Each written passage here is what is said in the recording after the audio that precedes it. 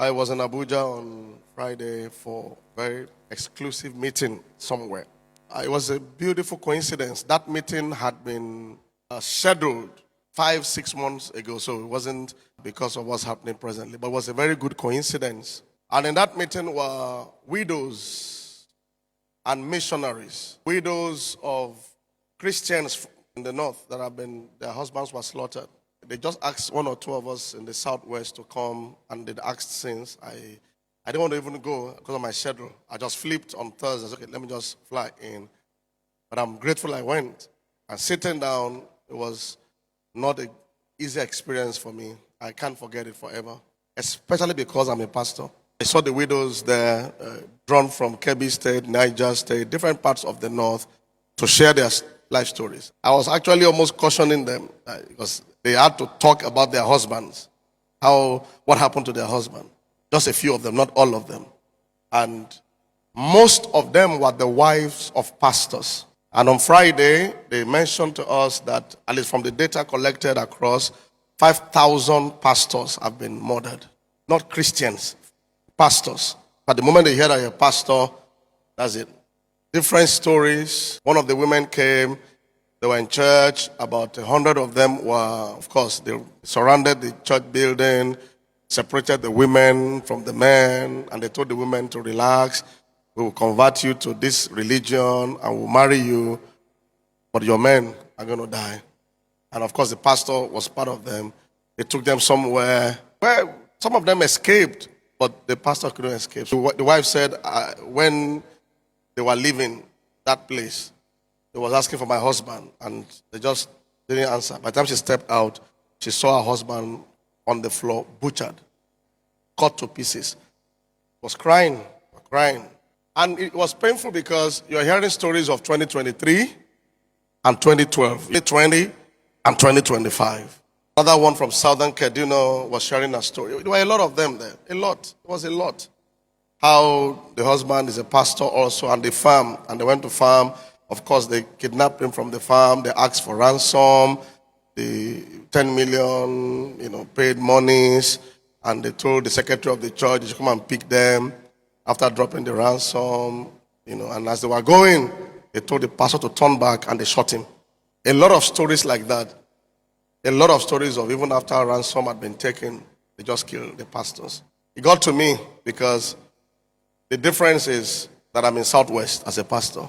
And many of them have children, 5 kids, 3 kids, and we had to ask questions about those children. Thank God for Family Worship Center in Abuja that they're providing scholarships and many support, but we also want to seriously partner, especially for those children. The stories were bad. The missionaries there, and these were Fulani missionaries, also sharing their work deep, how the bandits come. Villages that don't really have electricity. When bandits are coming in with motorcycles, it lights up to help you understand how many come in, and all their headlamp on. The entire village comes alive because of the light. And then the readings. And then the separation of, this and that. And now people run into the forest with a baby. And now pastors are slaughtered. Just killing someone like an animal. It was about 4-hour meeting. It was they told us to be patient. We flew in that morning and flew back in the evening. That we should be patient so we can hear everything. So there's nothing to hide. And it covered the entire, it's bad. It's really, really bad. And I mentioned when I was asked to talk a bit, I said, well, first I have to apologize on behalf of the Southwest Christians but the challenge is we don't know what's happening. I told them we don't know. I mean, we hear things on the news. What you are seeing in the news are trickles. Too small. Maybe it's hidden. Maybe they don't get it out. But we don't know. If we knew, maybe we would have reacted better. Maybe. So I apologize on behalf of Southwest. And I also now mentioned how some Chibok mothers came to our church and the little were able to, just encouraging. But these ones are widows, like really out. They have to move them out of those places. Those stories are not too good. So I apologize on behalf of Southwest. We made some kind of commitments. But I said something. When King Herod picked James the apostle and killed, he saw that it was exciting to the enemies of the Jews. He now proceeded further and picked Apostle Peter. And then prayers were made. And I said, well, as much as we are also praying for the north, southwest should be careful. That doesn't get here. Some years ago, what we were hearing was Borno State, Katsina State. Now you are hearing Kwara State. That's very dangerous. Kogi State, Plateau is ravaged. So there has to be a pushback. There has to be a kind of pushback. How the rescue, I'm not even sure the government has capacity to manage the complexities of the details we had. It's beyond the government. A lot of things are in the mix. I think the country is at a critical phase, and we have to pray that God helps to manage that phase. That doesn't get worse. But there is a need for rescue, believe me. There's a need for rescue.